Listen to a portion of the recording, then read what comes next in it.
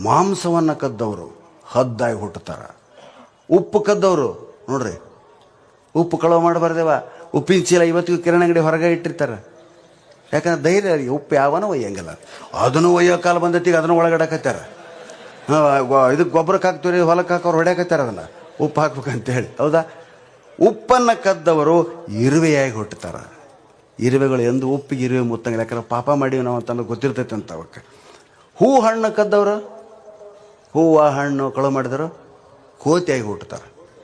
ಈಗಿರೋ ಕೋತಿ ಎಲ್ಲ ನಾಳೆ ಹೋಗಿ ಯಾವ್ದಾರು ಕೋತಿ ಹಿಡಿದ್ರೆ ಹೂ ಹಣ್ಣು ಕದ್ದೋದ್ರೆ ಪ್ರಾಣಿ ಅನ್ಬೇಡ್ರಿ, ಮೈಮ್ಯಾಗ ಹಾರ್ತೈತೆ ಅದು.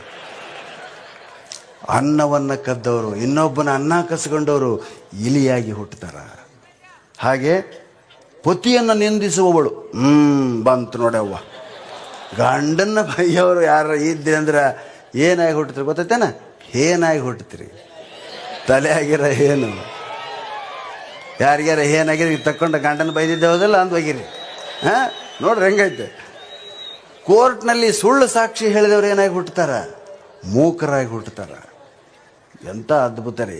ನಂಬೋದಿಲ್ಲ ಈಗಿನ ಮಂದಿ ಬರೀ ವಿಜ್ಞಾನ, ಆ ಇಂಗ್ಲೀಷ್ ನಮ್ಮ ತಲೆ ಮ್ಯಾಗ ಅದನ್ನು ಹೇರಿದ್ರು ಓದಕ್ಕೆ ಹತ್ತಿಬಿಟ್ಟಿವಿ ನಾವು. ನಮ್ಮ ಶಾಸ್ತ್ರ ಗ್ರಂಥಗಳನ್ನು ಪಠ್ಯ ಮಾಡಿದಾಗ ಈ ದೇಶದೊಳಗೆ ಜೈಲುಗಳು ತಾವೇ ಮಸ್ತಾವ, ಪೊಲೀಸ್ ಸ್ಟೇಷನ್ಗಳು ತಾವಾಗೆ ಮಸ್ತಾವ ಸ್ನೇಹಿತರೆ.